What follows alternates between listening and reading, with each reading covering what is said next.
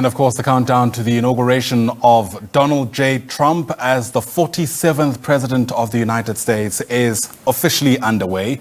Of course, many people in the US probably still fast asleep, but the anticipation certainly mounting even at the US Capitol. We'll bring up some of those live visuals for you in just a moment, where it's about 10 minutes after 3 a.m. in the morning, a relatively still city there in frame. The White House, of course, is certainly where a lot of the action, so to speak, is going to be taking place. Now, as a slight deviation from tradition, we're actually anticipating that the inauguration today is actually going to take place indoors, and this is on account of the weather. Apparently a very freezing morning anticipated today. But what's worth noting about that decision is that this is the first time in 40 years that a US inauguration won't be taking place outdoors, so to speak. And I suppose that puts to bed already any kind of debate around the crowds that typically come out to listen to the different presidents. And we know this is traditionally part of the commentariat's own perspectives around how people are receiving an incoming president. And they do that by just measuring how many ordinary Americans typically come out to listen to what's anticipated to be the very first address of the incoming president. But Donald Trump, of course, has done this before. He was the 45th president and, of course, lost the following presidential race before winning once again last year against Kamala Harris. In fact, he was able to clinch, I think it's about 7 of the 8 swing states. So it was quite a decisive victory from this Republican candidate. And in fact, he also managed, at least the Republican Party, to win the Senate and the House of Representatives as well, clearing the way, some people might say, to him really pushing ahead with his agenda.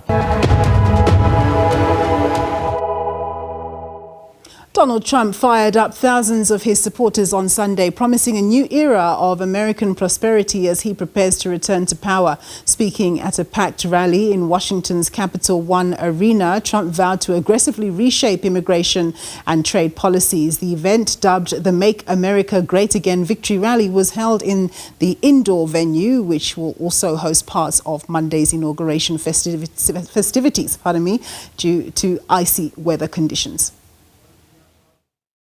At noon, the curtain closes on 4 long years of American decline, and we begin a brand new day of American strength and prosperity, dignity and pride.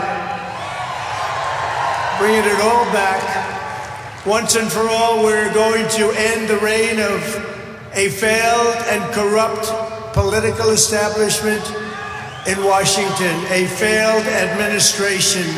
We're not going to take it anymore. We're going to stop the invasion of our borders. We're going to reclaim our wealth. We're going to unlock the liquid gold that's right under our feet, liquid gold.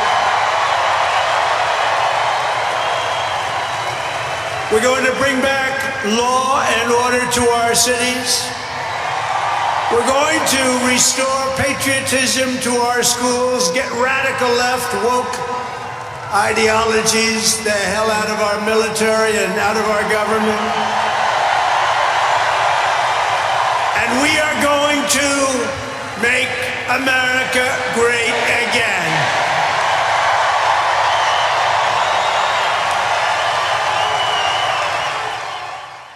Well, for more on Trump's return to the White House, I'm joined in studio by SABC News international editor Sophie Mokoena. Thanks very much for joining us, Sophie. So, President Trump has a great knack of making many promises, but of course he does have a very unpredictable personality, and everything is uncertain at this stage. Well, to many, everything is uncertain, but clearly to him, it's quite clear in terms of what are his priorities. You know that it's all about ensuring that he's able to really focus on internal issues.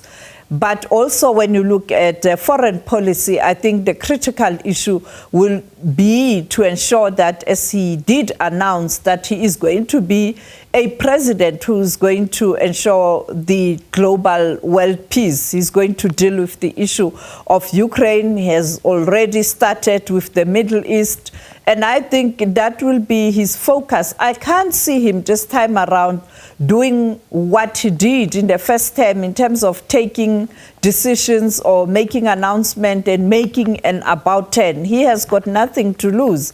He's going to focus on few important issues that are of interest to him, not only in terms of delivering for the Americans, but for him personally as well, for his legacy. Yeah. So the concern is on the African continent is to what extent is he going to take an interest in Africa? Because of countries like South Africa, we have relations with the United States. We've just had the confirmation of South Africa's participation in AGOA, but some people are saying that we shouldn't hold our breath. That could easily be turned around by Donald Trump presidency.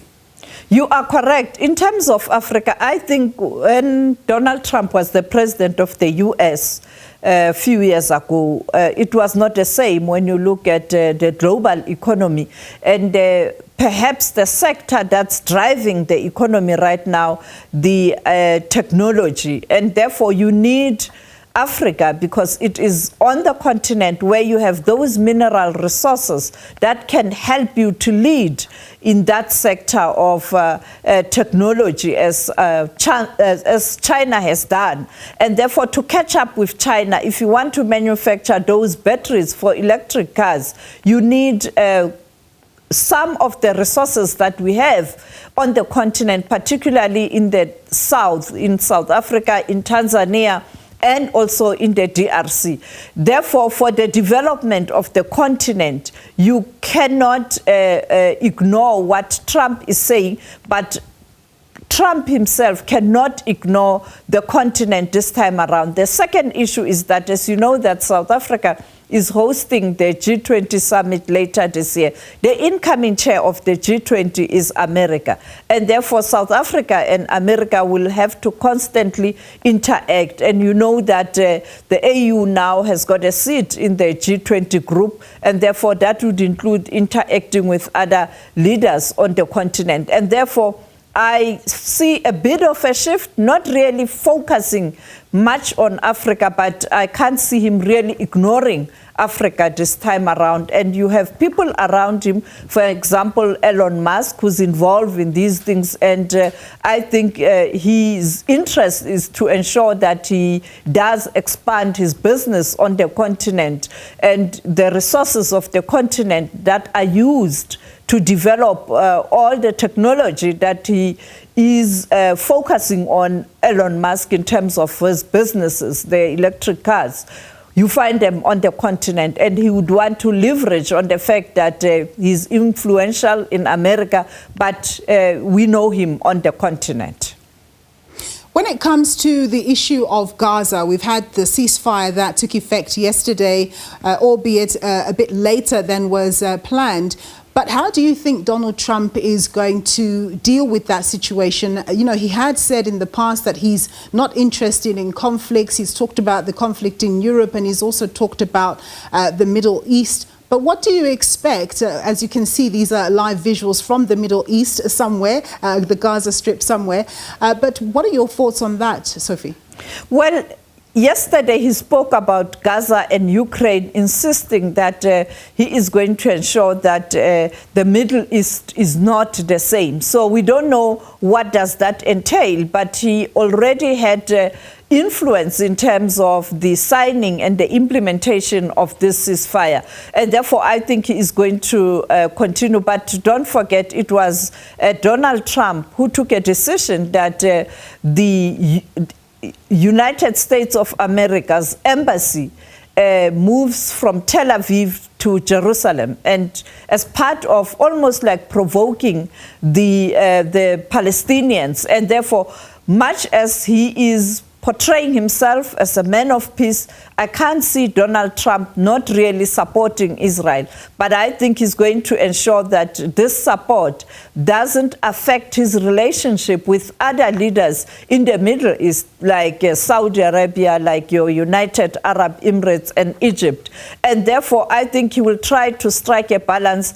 But as I often say, no American president can really abandon Israel. It has been this since time immemorial. All the leaders of America are very sympathetic to Israel because Israel commands influence in the United States of America when you look at issues related to economy and how you influence business in that country and the relationship with Israel. Yeah, Sophie, they're talking in my ear, but very, very quickly. What about the relationship with NATO? Do you think Donald Trump is going to strengthen that or, limit it?